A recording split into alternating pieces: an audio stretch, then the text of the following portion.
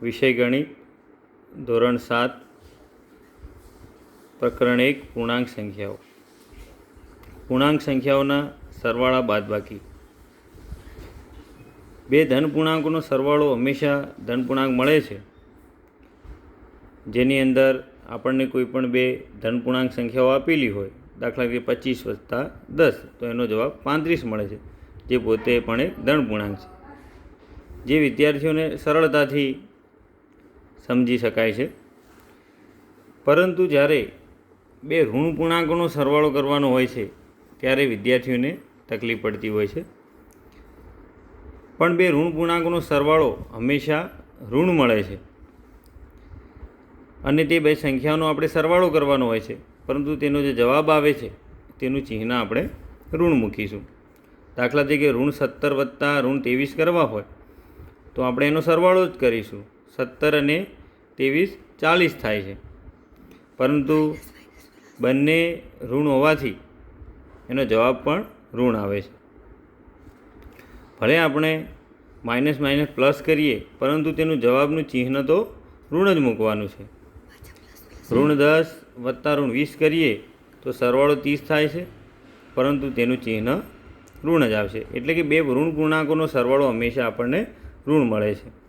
તો ધન પૂર્ણાંકોનો સરવાળો તો તમે સરળતાથી સમજી શકો છો, પરંતુ ઋણ પૂર્ણાંકોનો સરવાળો કરતી વખતે તમારે એ ધ્યાન રાખવાનું છે કે જવાબનું ચિહ્ન હંમેશા ઋણ જ મળે છે અને તમને બંને પૂર્ણાંકોનો તમારે સરવાળો કરી અને જવાબનું ચિહ્ન ઋણ મૂકવાનું હોય છે. હવે આગળ વધીએ.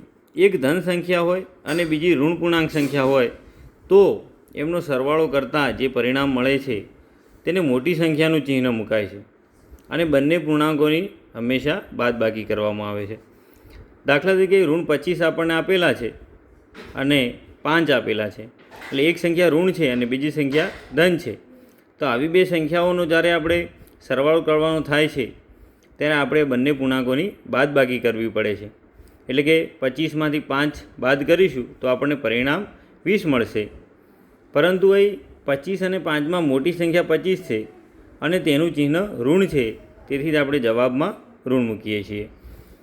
બંને જ્યારે એક ધન અને એક ઋણ પૂર્ણાંક હોય ત્યારે આપણે બાદબાકી જ કરવાની છે, પરંતુ પરિણામનું ચિહ્ન મોટી સંખ્યાનું જે ચિહ્ન હોય તે મૂકવાનું છે.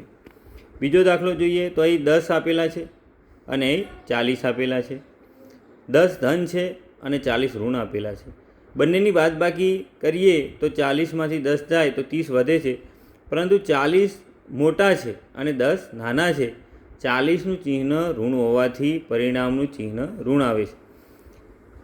એટલે સરળતાથી સમજી શકાય છે કે બે ઋણ સંખ્યાઓનો સરવાળો, એક ઋણ અને એક ધન સંખ્યાનો જ્યારે સરવાળો કરવો હોય, આપણે જ્યારે એક ઋણ અને એક ધન સંખ્યાનો સરવાળો કરવો હોય ત્યારે આપણે બંનેની બાદબાકી જ કરીએ છીએ અને પરિણામમાં બંનેમાંથી જે મોટી સંખ્યાનું જે ચિહ્ન હોય તે ચિહ્ન મૂકીએ છીએ.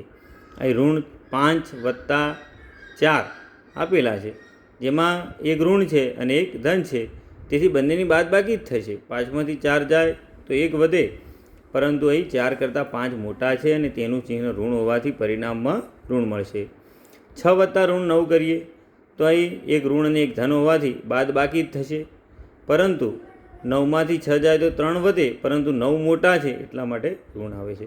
તો મિત્રો, આ પ્રમાણે તમે પૂર્ણાંક સંખ્યાઓના સરવાળા બાદબાકી સરળતાથી કરી શકો છો અને બે ધન પૂર્ણાંકોનો સરવાળો હંમેશા ધન પૂર્ણાંક મળે છે, બે ઋણ પૂર્ણાંકોનો સરવાળો હંમેશા ઋણ પૂર્ણાંક મળે છે, પરંતુ આપણે બંનેનો સરવાળો કરીશું. જ્યારે એક ધન પૂર્ણાંક હોય અને બીજી ઋણ પૂર્ણાંક હોય, અથવા એક ઋણ પૂર્ણાંક હોય અને બીજી ઋણ પૂર્ણાંક સંખ્યા આપેલી હોય, તો હંમેશા તેમની બાદબાકી કરવામાં આવે છે, પરંતુ પરિણામનું ચિહ્ન મોટી સંખ્યાનું જે ચિહ્ન હોય તે મૂકવામાં આવે છે. તો તમને ખબર પડી જ ગઈ હશે. આભાર.